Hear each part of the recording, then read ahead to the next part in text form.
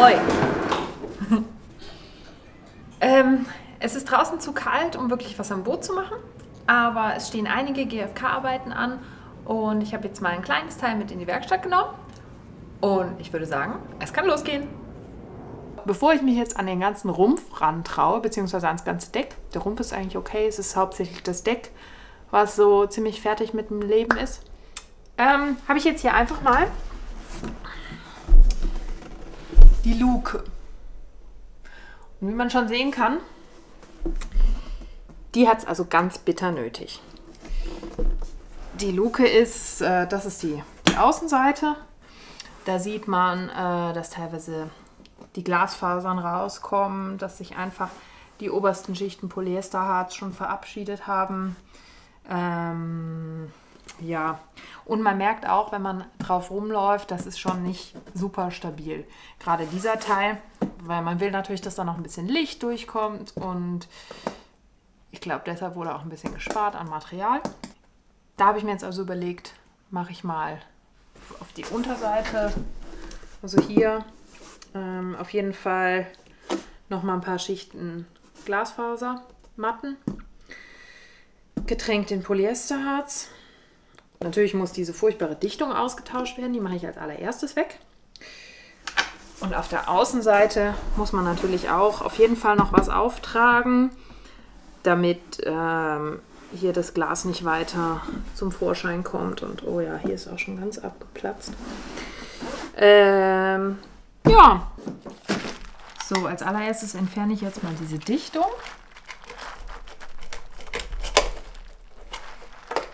Ich versuche es zumindest.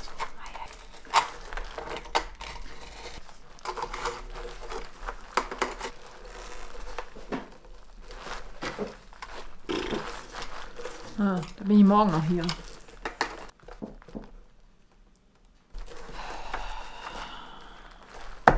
Darauf habe ich jetzt irgendwie nicht so Lust hier auf diese... Ne, komm, ich hol die fein.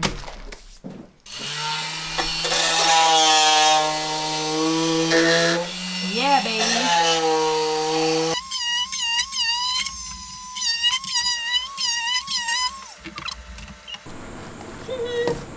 Ich liebe die fein!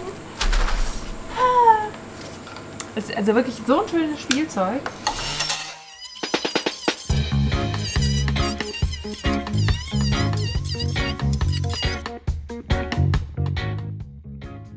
Mit der Fein geht das alles sehr schnell. Ich will mir eigentlich gar nicht vorstellen, wie das von Hand wäre. Ich entferne so viel wie möglich mit der Fein, aber es bleiben trotzdem noch hartnäckige Kleberreste übrig.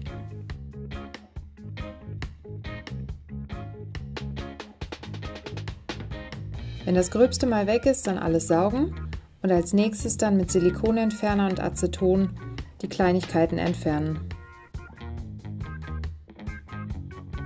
Gerade bei der Arbeit mit Aceton empfehle ich euch ein paar gute Chemiehandschuhe, weil das Zeug trocknet die Haut echt aus. Und das sage ich jetzt nicht nur, weil ich ein Mädchen bin. Apropos Mädchen. Wattepads zum Beispiel aus dem DM sind auch richtig praktisch.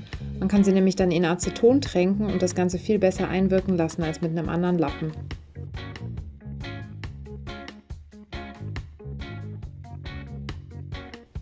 Nach dem Putzen schleife ich alles mal mit 80er Schleifpapier an. Dann nochmal saugen und alles entfetten und es kann losgehen.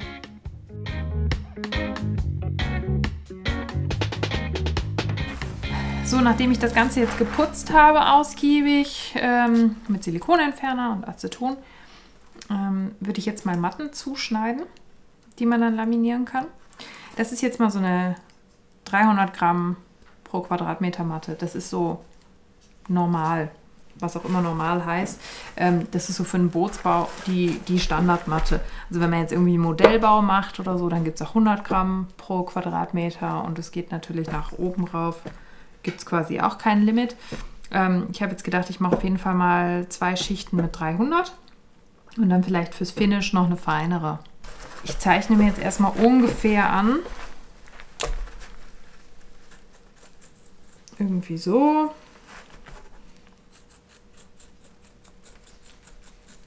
Statt dass man die schneidet, ist eigentlich die Idee, dass man die so ein bisschen reißt, damit die Übergänge schön weich werden. Da hat man nämlich nicht so eine scharfe Kante. Wenn irgendwo was übersteht, nachdem man es laminiert hat, ist das auch gar nicht schlimm. Man kann das dann einfach abschneiden, ein bisschen beischleifen und dann ist auch gut. So, jetzt hat es hier in der Mitte noch dieses Loch.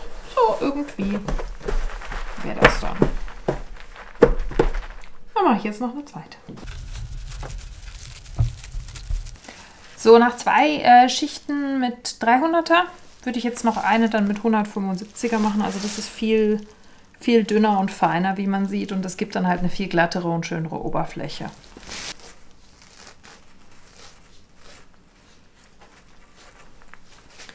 Die Reste, die so abfallen, die kann man sehr gut aufheben und noch für irgendwas verwenden. Zur Not als Füllermaterial. So, dann sind wir jetzt bereit zum Laminieren. So. Also, ich verabschiede mich mal.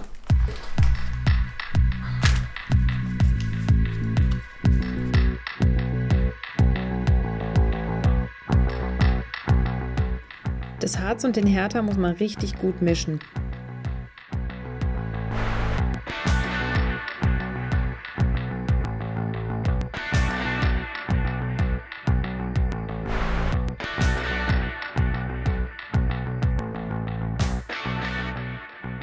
Ich trage zuerst eine Schicht Harz auf und dann kommt die Glasfasermatte. Die muss dann richtig schön getränkt werden.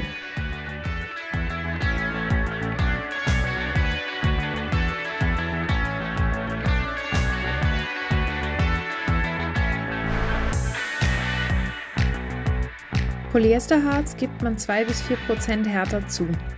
Und dann hat man ca. 20–30 Minuten zur Verarbeitung.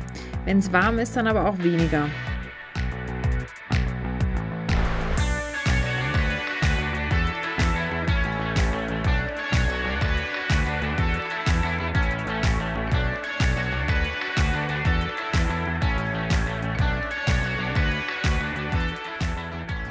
Besser lieber mehrmals kleine Mengen anmischen, statt einmal zu viel, sonst kriegt man Stress.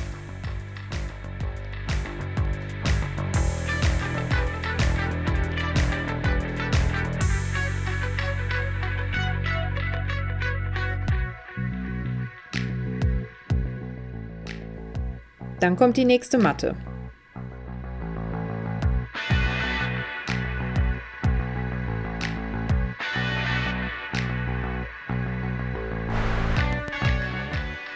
Wieder tränken.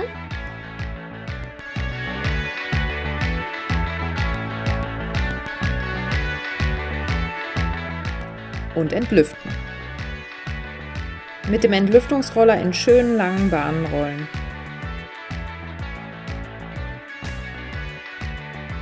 Und die dritte und letzte Matte.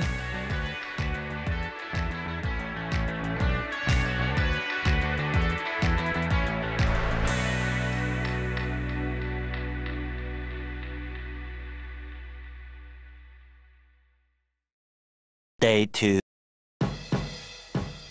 Nachdem alles ausgehärtet ist, kann man den überstehenden Rand wegschleifen. Zu diesem Zeitpunkt hatte ich leider noch nicht den Makita Bandschleifer, der wäre genau das Richtige gewesen. Informationen zu den verschiedenen Schleifmaschinen findet ihr übrigens auch auf meinem Blog.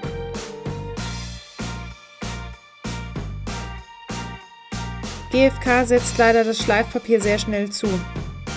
Daher dieser Trick 17, den abgenutzten vorderen Teil vom Schleifpapier einfach abschneiden, das Schleifpapier ein Stückchen verschieben und weiter geht's.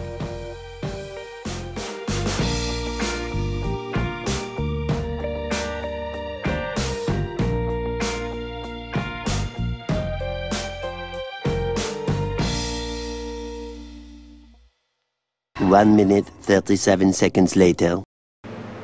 Die Rückseite ist gemacht. Jetzt geht es an die Vorderseite.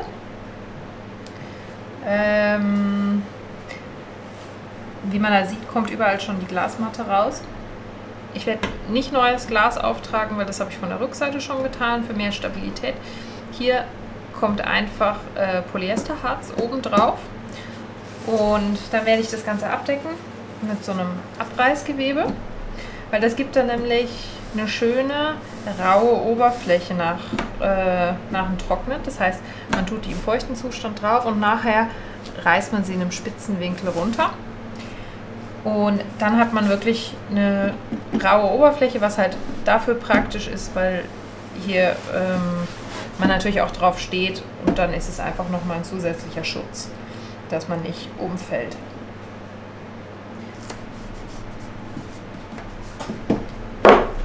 Da oben, wo ich gestern das Harz von der anderen Seite aufgetragen habe, da hatte ich ein Tape drüber, aber es ist ein bisschen durchgesuppt. Und jetzt muss ich das hier kurz anschleifen, nur mal schnell so mit 80er Papier und dann entfetten mit Aceton, aber ich muss sowieso alles entfetten.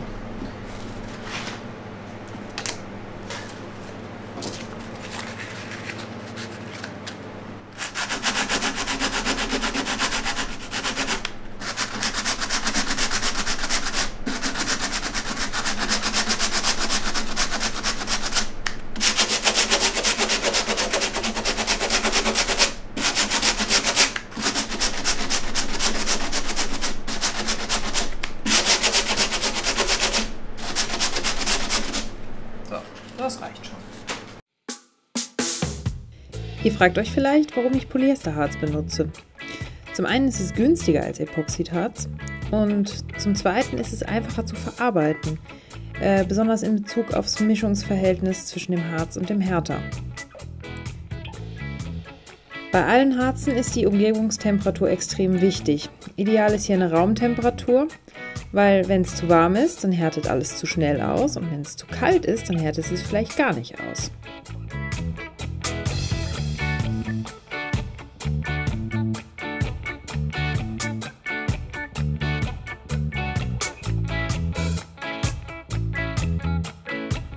Ich verwende für solche Arbeiten ganz gerne Einwegpinsel. Teure Pinsel lohnen sich meiner Meinung nach nämlich nicht, denn man kriegt sie eh nicht wieder so sauber wie am Anfang.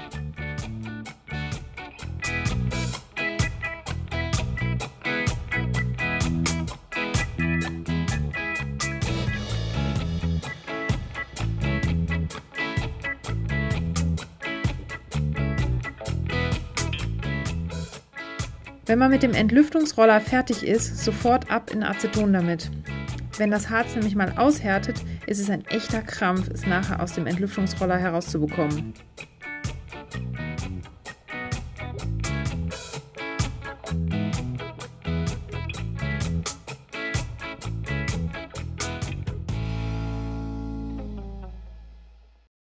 Six and a half hours later.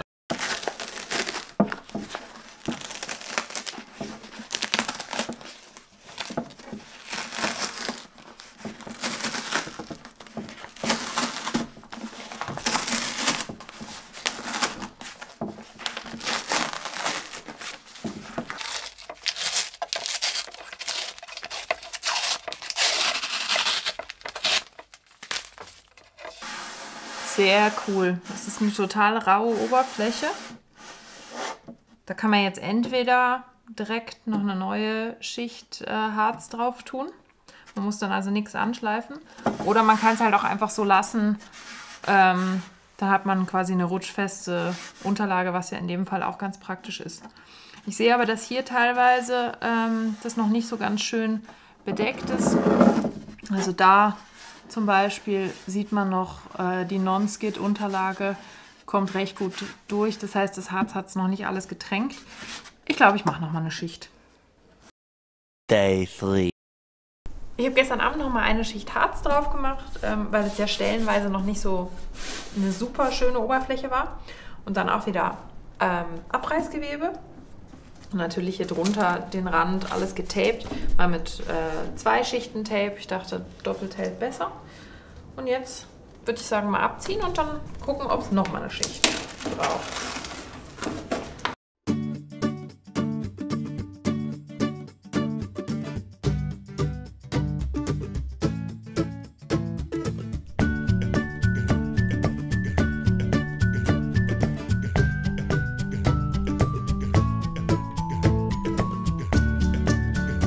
Da Dadurch, dass die Luke nicht ganz eben ist, gibt es Stellen, die nicht schön gefüllt sind.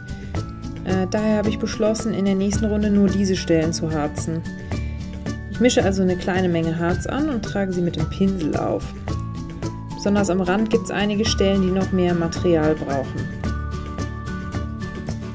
Natürlich den Rand wieder schön abkleben. Ich habe einige Malerkrebs ausprobiert. Die Unterschiede sind wirklich groß. Die Links zu den meiner Meinung nach besten Crepes findet ihr unten in der Beschreibung und natürlich auch auf meinem Blog.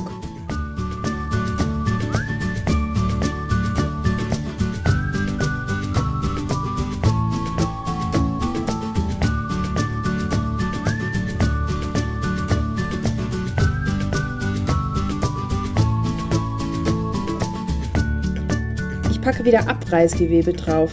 Wenn man keins hat, dann ist das auch nicht schlimm, aber man muss vor dem nächsten Harzen alles anschleifen. Abreißgewebe ist also gut für so faule Socken wie mich.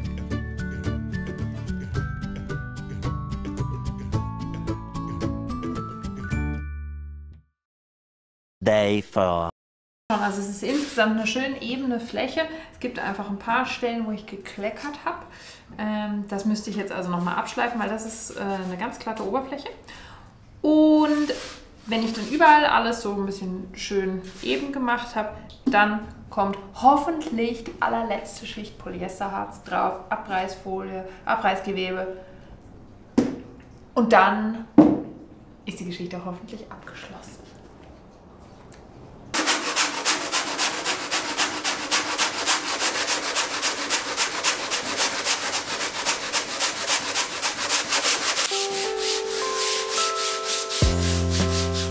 Ich schleife kurz alles an für eine wirklich ebene Ausgangslage. Dann wieder saugen.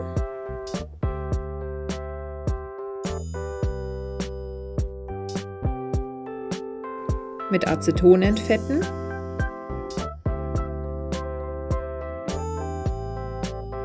Dann Harz drauf.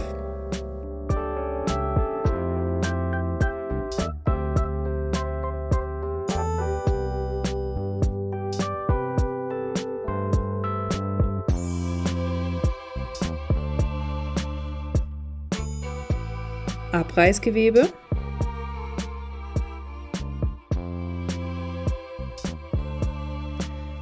Und dann merken, dass man den Entlüftungsroller vergessen hat und ihn erstmal suchen muss.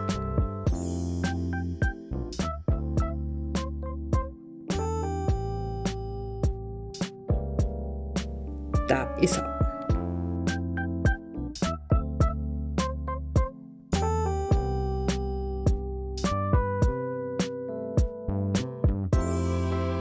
Gerade bei der letzten Schicht muss man darauf achten, dass keine Falten oder Bläschen übrig bleiben. Das sieht man nachher alles. Für das Entlüften braucht man echt Geduld. Immer langsam von innen nach außen die Bläschen vorsichtig rausdrücken. Auf gar keinen Fall wild hin und her bewegen. 6.5 hours later. Ich hoffe, das ist jetzt die allerletzte Schicht gewesen.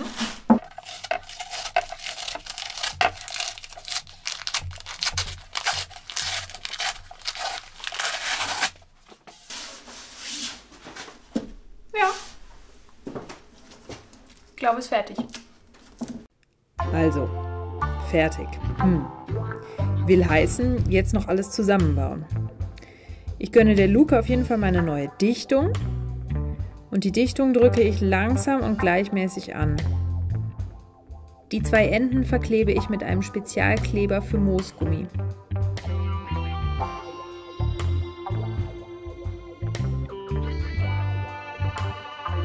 Den Verschluss aus Messing baue ich auch wieder dran. Messing kriegt man übrigens mit Salzsäure wieder schön. Einfach kurz reinlegen, abwaschen und fertig. Aber natürlich Handschuhe, Augenschutz und gute Belüftung nicht vergessen.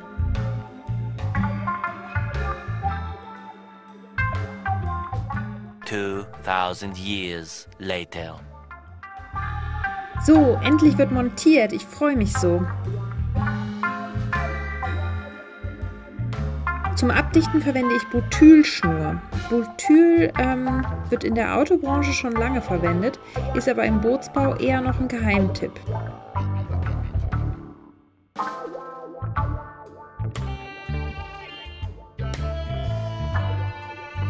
Um die Vorzüge von Butyl jetzt aufzuzählen, bräuchte ich hier mehrere Minuten. Deshalb mache ich, glaube ich, bald ein separates Video, in dem ich euch mal erkläre, wofür man Butyl verwenden kann und wofür eher nicht.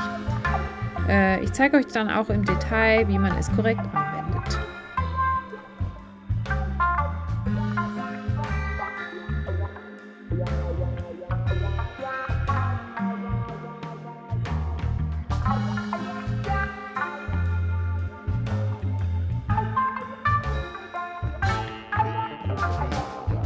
So, noch anziehen und fertig.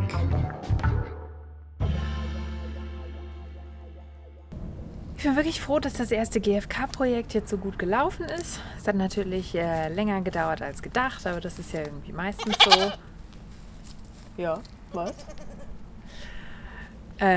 Besonders die Oberseite, da habe ich wirklich gedacht, da mache ich eine Schicht und dann ist gut, aber das war dann jetzt doch ein bisschen mehr nötig. Aber dafür bin ich mit dem Finish jetzt auch wirklich sehr zufrieden. Und ich hoffe mal, es hält ein paar Jahre. Wir werden sehen. Also, ich wünsche euch immer eine Handbreit Wasser unterm Kiel und bis bald! Nächstes Mal zeige ich euch mein kleines Fensterprojekt. So viel kann ich schon jetzt verraten. Es war viel, viel größer als gedacht, wirklich herausfordernd und hat mich zeitenweise echt um den Verstand gebracht. Aber dazu mehr beim nächsten Mal. Bis dann!